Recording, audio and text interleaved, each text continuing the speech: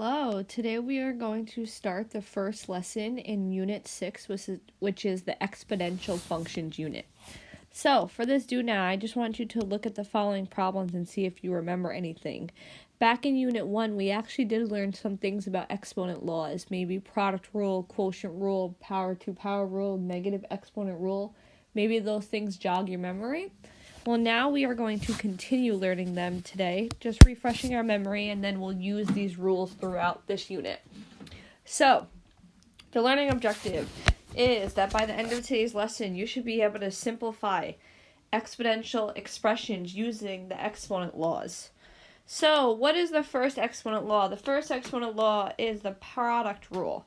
The product rule says when two expressions with the same bases are multiplied, their exponents are added. So here, if I have a to the m power and a to the n power, I'm going to keep the base as a, and then I'm going to add the exponents m plus n, which here I can't do m plus n, so it will just stay as m plus n. Then in the next one, if I am doing x to the 4th times x to the 7th, the bases are the same, so it would stay as x, and then you would add the exponents, which 4 plus 7 is 11. And if there was a coefficient, you multiply the coefficient as normal. All right, so let's look at this guided practice. Here are my coefficients, 5 and 8. 5 times 8 is 40. Then I put b, because the base is b. And now I have an exponent of 2 and I have an exponent of 1. 2 plus 1 is 3. I can't do anything else to that. I can't do 40 to the 3rd power because 40 doesn't have the 3rd power. 40 has an exponent of 1, which 40 to the 1st power is just 40. All right, let's look at this next one. 4 times 10 is 40. Then, because we're multiplying bases, we are going to add the exponent. So x has an exponent of 1 and an exponent of 3. 1 plus 3 is 4. And then y2, and y2 is y4. And that would be using the product rule. So now I want you to pause the video and try these two problems on your own, very similar to what we just did. 7 times 3 is 21. Then we put our y. 4 plus 8 is 12. Nice job. Now let's look at the next one. 2 times 9 is 18. Then we have x squared and x to the 4th. 2 plus 4 is 6. And then we have y to the 5th and y to the 2nd. 5 plus 2 is 7. And that is all we can do there. Alrighty, now the quotient rule. The quotient rule says when two expressions with the same base are divided, you subtract their exponents. So again, if there are coefficients, we would divide them as normal, but with the exponents, we subtract the exponents.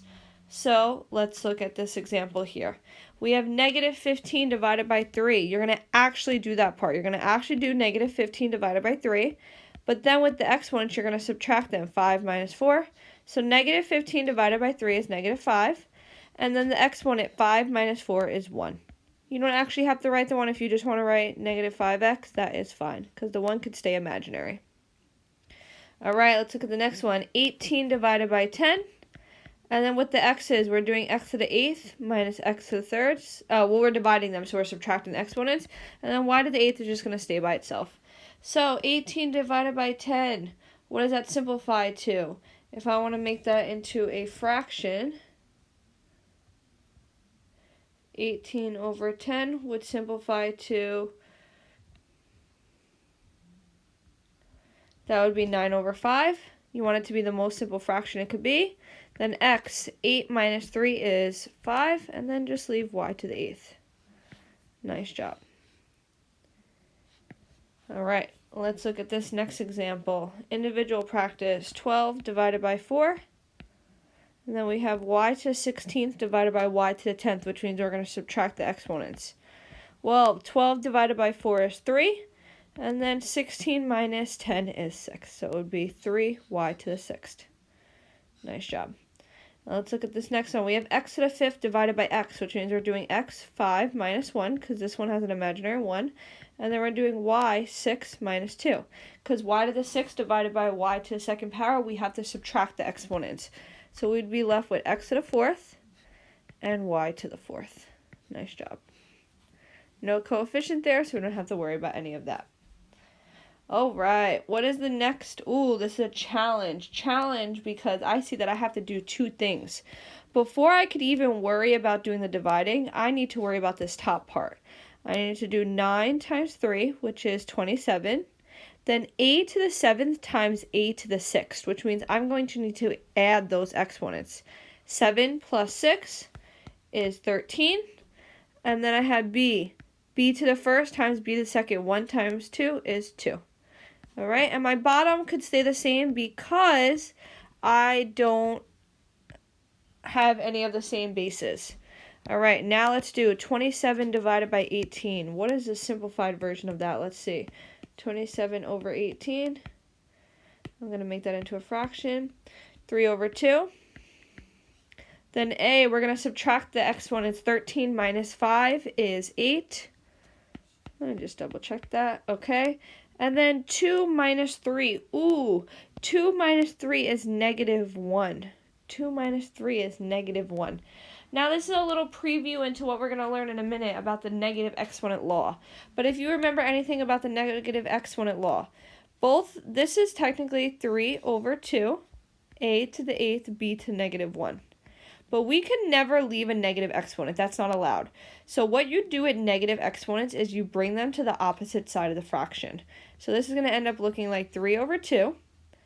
A to the 8th could stay on the top because that's a positive exponent. But the b, we're going to have to bring it to the bottom with a positive exponent of 1. Once you bring it to the opposite side, it becomes positive. We'll go over that in a little bit. But that's just a little preview.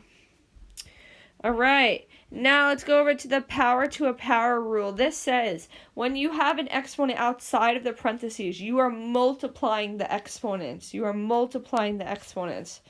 So let's practice this. You need to give everything inside of the parentheses an exponent. So 2 has an exponent of 1 and x has an exponent of 2.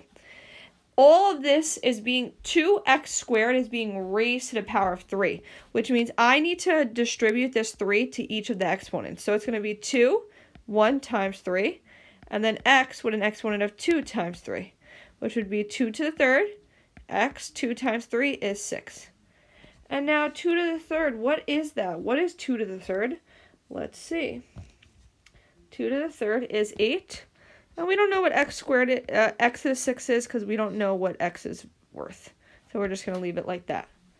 Let's look at this next one. I have negative 4 that has the first power, so I'm distributing that 2 to it. So it's going to be 1 times 2 for the exponent. And then y, 2 times 2.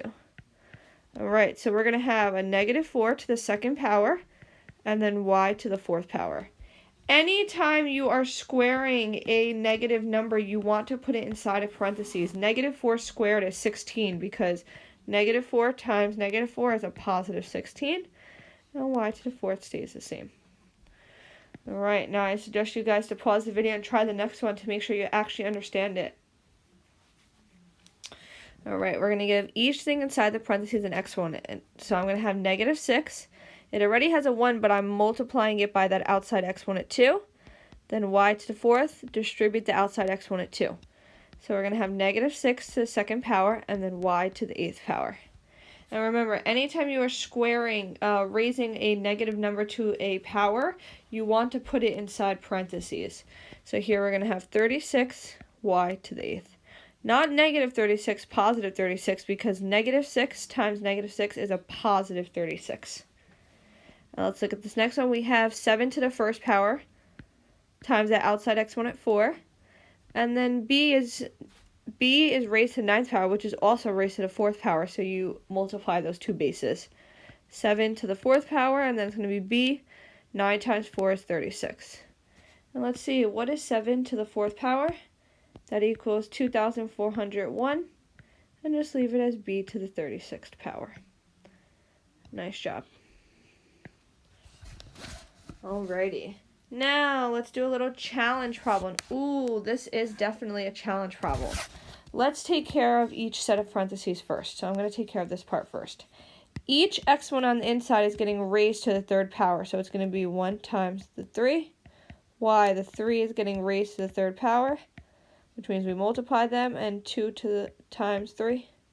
Okay, so let's simplify that. That would be 3 to the third. Y to the 3 times 3 is 9. And Oh, that's an x, my bad. This is an x. And then y, 2 times 3 is 6. Perfect. And now let's look at this next one.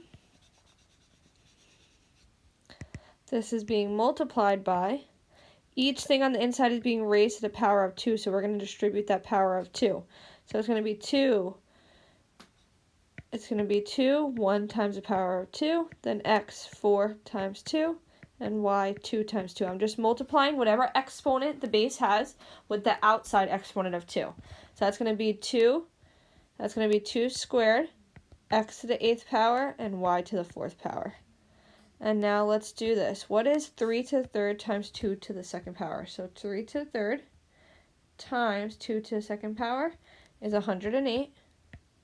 Then we have these x's, x to the 9th times x to the 8th. Whenever you are multiplying bases, you add the exponents. 9 plus 8 would be 17. And then we'll have y, 6 plus 4 is 10. And this would be our final answer. Nice job.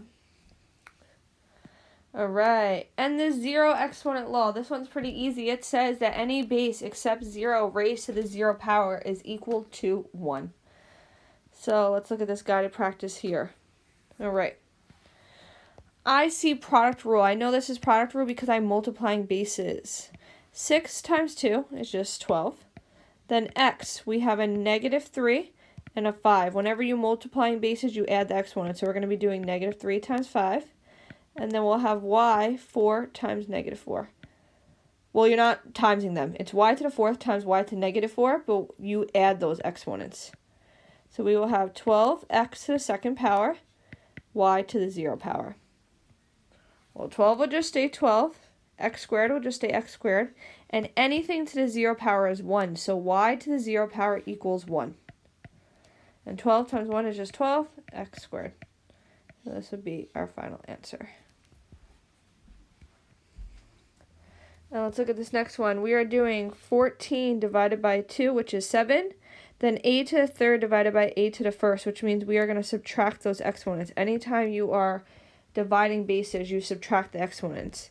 And then we have b to the 5th divided by b to the 5th, which means we are going to subtract those exponents. So we are going to have 7a to the 2nd, b to the 0 power, which would just be 7a to the 2nd, b to the 0 power is 1, and 7 times 1 is just 7, a squared. Nice job. Alrighty, individual practice. Try these practice problems. It's combining a little bit of everything that we know. So I see power to a power rule. How do I know that? Because I have all these powers inside the parentheses that are being raised to the 3rd power. So I'm going to have 5, which is to the 1st power, raised to the 3rd power, which means I multiply those exponents. Then c to the 2nd power, raised to the 3rd power, which means I multiply those. And d, 0 to the 3rd power means I multiply them. 5, 1 times 3 is 3. C, 2 times 3 is 6. And D, 0 times 3 is 0. D to 0 power is just 1, which, what is 5 to the 3rd? 5 to the 3rd power times 1 is going to be 125, and we leave it as c to the 6th power. Nice job. Now let's look at this one. This is product rule because we are multiplying these things. Negative 3 times 4 is negative 12. Then x to the 3rd times x to the negative 3. If I'm multiplying bases, I'm going to add the exponents. So 3 plus negative 3. And then I have y, negative 2 plus 5. Alright, so we'll just say negative 12. X to the 3 plus negative 3 is just x to the 0. And then y, negative 2 plus 5 is 3. And x to the 0 power is 1. And 1 times negative 12 is just negative 12. Y to the 3rd power. Nice job. So that was good because we got to use the 0 exponent law while also performing exponent laws that we just learned, like the product rule, quotient rule, and power to power rule. Alright, what is the negative exponent property? This is basically saying that if you have a negative exponent on the top of a fraction, you're going to bring it to the bottom and make that exponent positive.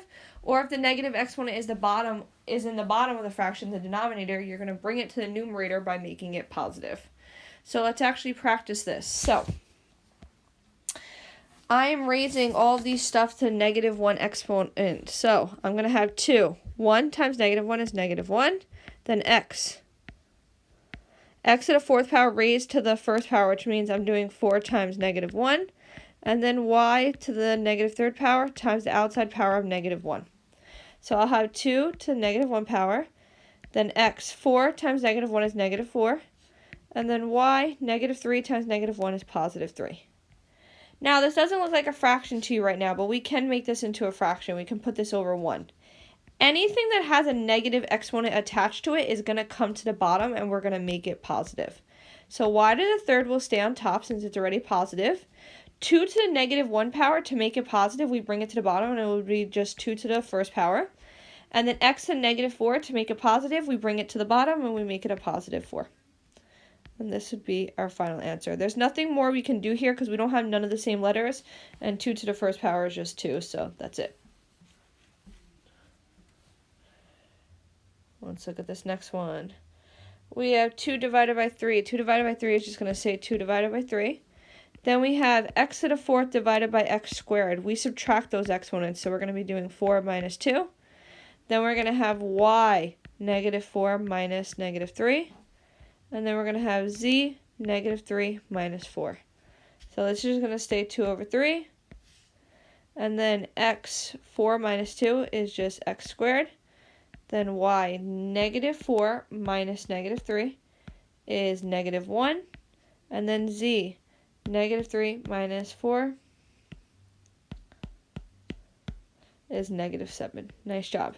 So these two things right here have a negative exponent, which means I'm going to take them from the top of the fraction and bring them to the bottom and make it positive. So I'll have 2 x squared, because that's positive, over 3 y to the negative 1 is just going to become y to the positive 1, but we're going to put it at the bottom. And then z to the 7th on the bottom. Nice job. Alright, let's look at some individual practice of this. Let's try this. All of this is being raised to the negative 1st power, so this is kind of like the problem we already did, but let's just try it. So 2, whenever powers are being raised to a power, you multiply the exponents. It'll be x 3 times the negative 2 and y negative 3 times negative 2. So we'll have 2 to the negative 2 power, x to the negative 6 power, and y to the 6th power.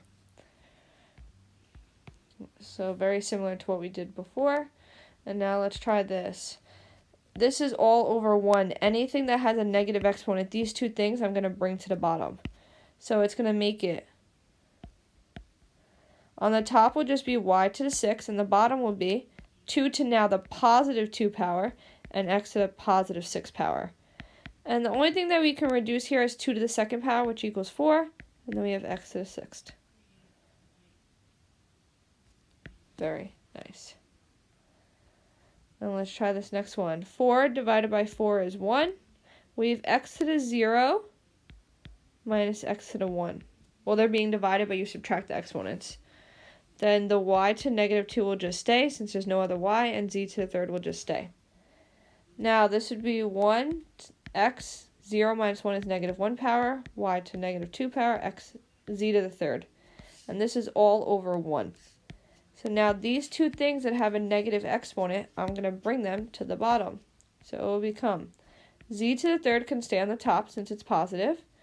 X to the negative 1 power is just going to be x to the positive 1 power, so I don't need to write it. And then y to the 2nd power. There's nothing more I can do here because I don't have two of the same letters. I don't have any numbers to simplify, so that is it. And let's just do a rapid random regions review. So, which is an irrational number? If you remember, an irrational number is a number that does not have a repeating decimal and cannot be written as a fraction. It's an ugly number. This right here is 0 to the 0.3 with the line on top means 0.3333. That would be irrational because it repeats. 3 over 8, anything that's a fraction is not irrational. Now, what is the square root of 49? Ooh, that equals 7, so that's definitely not irrational. But pi always is irrational because it's 3.14159. I don't know. All right. And now this one, rational number. Rational number is a number that can be written as a fraction, or it could be a nice decimal, which means it ends or repeats. So, the square root of 8. Ooh, that's a big old ugly number. That's not rational. Pi, we already said pi is irrational. What's 5 to the 9th power? 5 to the square root of 9. Ooh, that equals 15. That's looking pretty nice. Let me just check the last one. 6 to the square root of 2. That would be a big ugly decimal, so not that one. So our answer is number 3. Nice job, nice job. And let's just do this quick summary. What is product rule? Product rule says when multiplying bases, you add the exponents. Quotient rule says when dividing bases, you subtract the exponents. Power to a power rule, whenever a base is raised to a power, which is also raised to a power, you multiply those powers. What is a negative exponent rule? This says that if you have a negative exponent on the top, you bring it to the bottom and make it positive.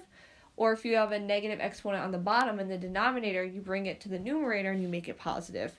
And the zero exponent rule says any base besides 0 raised to the 0 power equals 1. And that wraps up our lesson on simplifying exponential expressions using the exponent laws.